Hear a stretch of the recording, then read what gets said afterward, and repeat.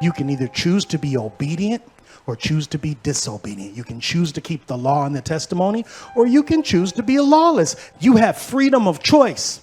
The Bible tells you, choose this day whom you're going to serve, because what you do is your choice. I can't choose for you.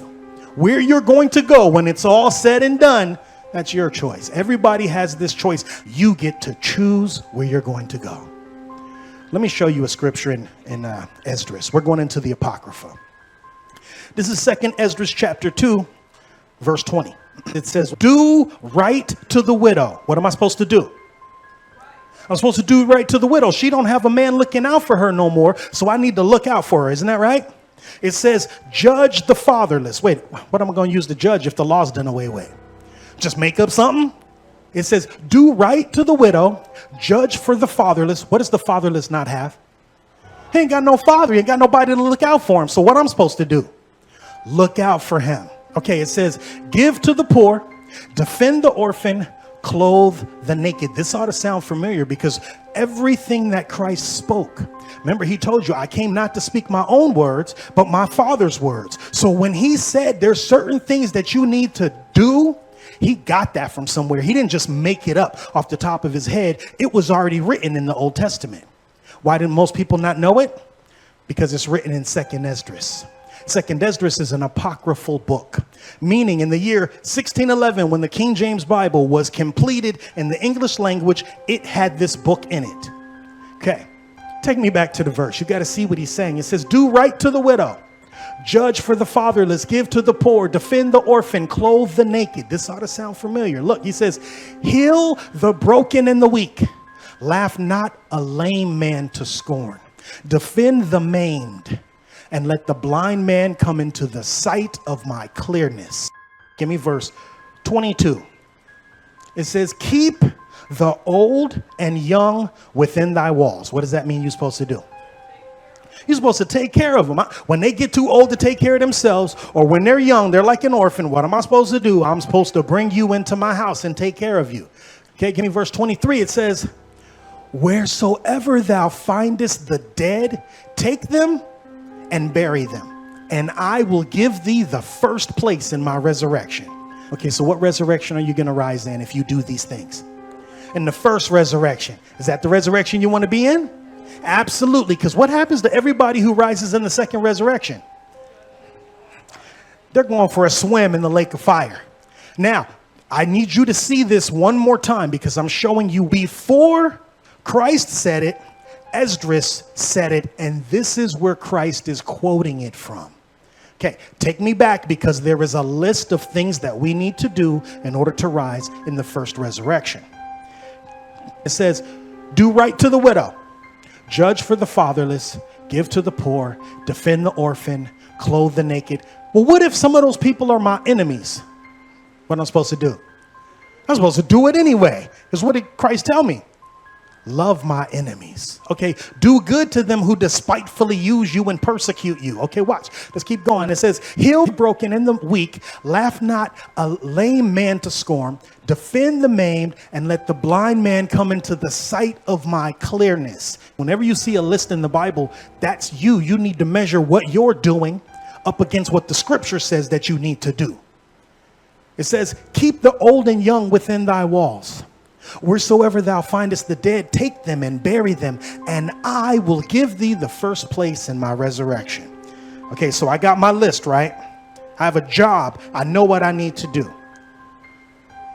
See, the choices that I make now and the things that I do now, they're going to last forever. So don't make temporary decisions on your permanent residence. Give me Matthew chapter 25.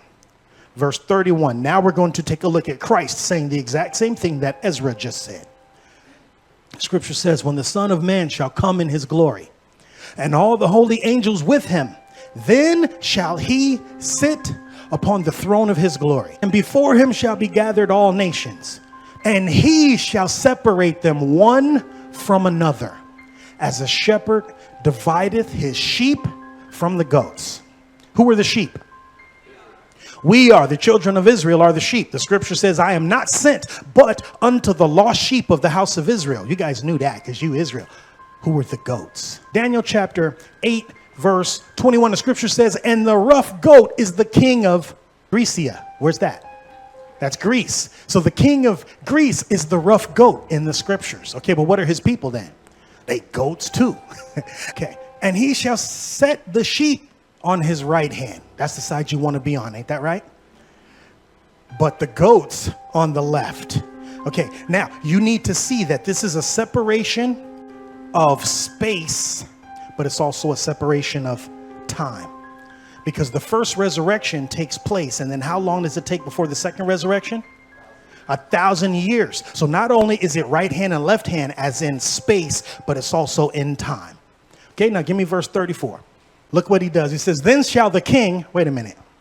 See what he did? He's real slick. Who did he say he was when we started? He said he was the Son of Man. But who's he now? He was continually telling them exactly who he was, but also the things that he did demonstrated who he is. Okay, then shall the king say unto them on his right hand. Who's that? The sheep. Now watch what he says. He says to the sheep, hold on, let me open up 2nd Esdras and let me tell you what's, yeah, that's it right. I can see it. Okay, he says, come, ye blessed of my father, inherit the kingdom prepared for you from the foundation of the world. He says, for I was hungered and ye gave me meat. I was thirsty and ye gave me drink. I was a stranger and ye took me in. Does that sound familiar? We just read this in 2nd Esdras. Okay, this is what I need to do in order to be the sheep to rise in the first resurrection. Give me verse 36. He says, naked and ye clothed me. I was sick and ye visited me. I was in prison and ye came unto me. What were we doing to him? We were taking care of him. We were looking out for him. Was it actually him? Nah, it wasn't actually him. I never seen him in prison. I never seen him on the side of the road and offered him some water. Okay, give me verse 37. Now, look how he has changed the designation of the sheep. The sheep now have a new name. What are they called? Okay, then shall the righteous answer him, saying, Adonai, when saw we thee and hungered and fed thee, or thirsty and gave thee drink? When did that ever happen? I never saw you like that. Give me verse 38. When saw we thee a stranger and took thee in, or naked and clothed thee? Or when saw we thee sick or in prison and came unto thee? Verse 40. He reaffirms who he is. It says, and the king shall answer and say unto them, verily I say unto you, inasmuch as ye have done it unto one of the least of these my brethren. Who did you do it to? You did it to one of his brothers, okay? Who did you really do it to?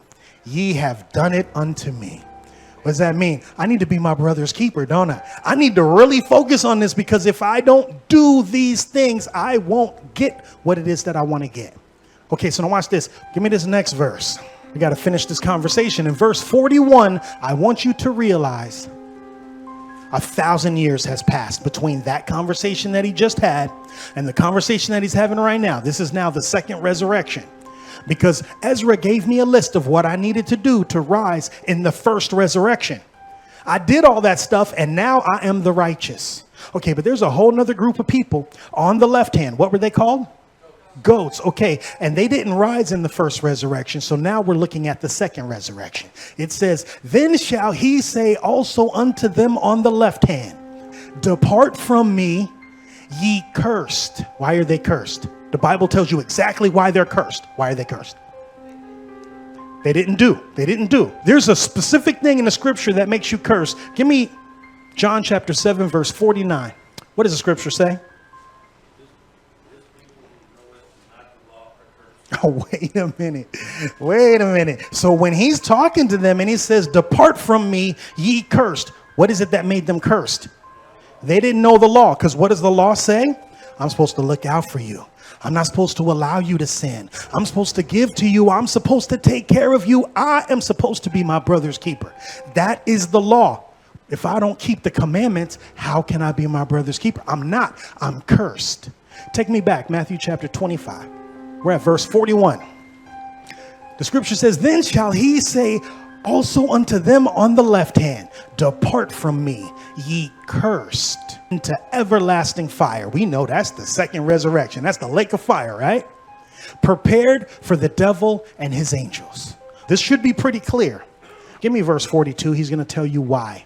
What does it say right here? For I was an hungered, and ye gave me no meat. So if I see you and I don't do that, that's second resurrection. I was thirsty. Bro, it's Arizona. Everybody's thirsty. That's the least you can do, right? Bro, you look thirsty. Look, I'm just going to buy you some water. That's what I can do. I was thirsty and ye gave me no drink.